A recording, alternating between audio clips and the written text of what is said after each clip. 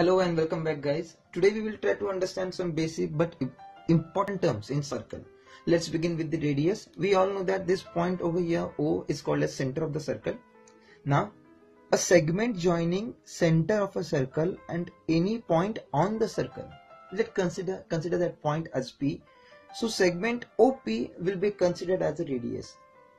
I repeat again, a segment joining center of a circle and any point on the circle is called as radius of the circle. And keep it in mind, without radius you cannot draw the circle. Okay, radius is nothing but the measure of the circle, you can say. After that, let's try to understand what is the meaning of chord. A segment joining any two point on the circle, any 2 point. Let's say point AB is joined. Okay, so this segment AB is called as chord of the circle. Even this over here too, segment CD is called as a chord of the circle, and even segment, you can say XY2 is called as chord of the circle. Now but the difference is, see, AB, CD and XY, these all three are chord of the circle, but chord XY passes through center. The moment chord passes through center, it is called as diameter. So we can say diameter is a special type of chord that passes through center. For definition, you can say a segment joining any 2 point on the circle is called as chord, and the chord which passes through center is called as diameter. Okay, always keep it in mind, diameter is the longest chord in a circle. Now let's try to understand the secant. Secant is a line, guys. See, all these, for first three terms we used segment, but now for secant we are going to utilize line. See, over here line L intersect the circle in 2 points, correct?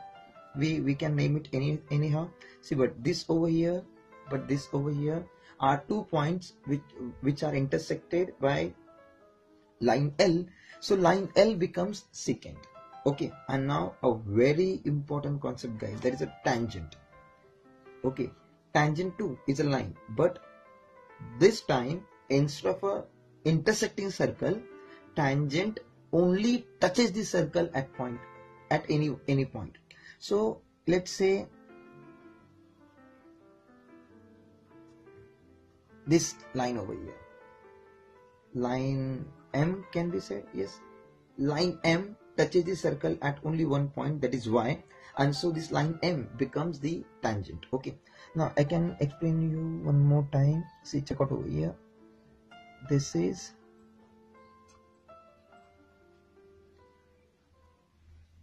let's say line Z.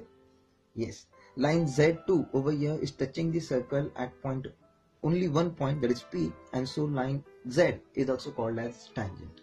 Okay, so I think so we are pretty clear with the basic terms. Radius, it means that segment joining center of the circle and any point on the circle. Chord and diameter means segment joining any 2 point on the circle, but diameter passes through center, and keep it in mind. Secant is a line, tangent is also line, but secant intersect the circle at 2 point, yes, and tangent only touches the circle at 1 point. Okay, now let's move on to the next concept, that is arcs in circle. Okay, there are 3 arcs mainly known as major arc, minor arc and semicircular. Let's begin with it. See, if we draw a chord in a circle, okay, this chord gonna divide circle into 2 parts. One part down over here, yes, of course, that looks like something like this, yes, and another part which consists center of the circle. Okay, if you remove this part and keep it aside, the remaining part will be called as arc. Even removed part is also called as arc. Okay, now where the difference lies now, the part of a circle, now after cutting this part of a circle where center lies is called as major arc, guys. So over here, if you name this chord as AB, okay, and consider some points on it, let's say M and N. So over here, part A, M, B.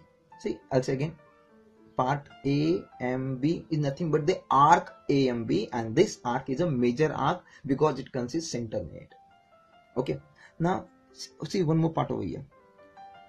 Part A and B, it's also called as arc A and B. Okay, and this in this arc A and B, center does not lie, and so as center is not present, so we have to say it as a minor arc. So major arc is a part of a circle in which center lies. Minor arc is a part of a circle in which center does not lie. And what about then semicircle? If in a circle I draw a diameter, then it divides the circle in exactly two parts, correct? And that each part is called as semicircular arc. I say again, if I draw diameter in this circle, okay, that diameter gonna divide this circle into two equal parts, right?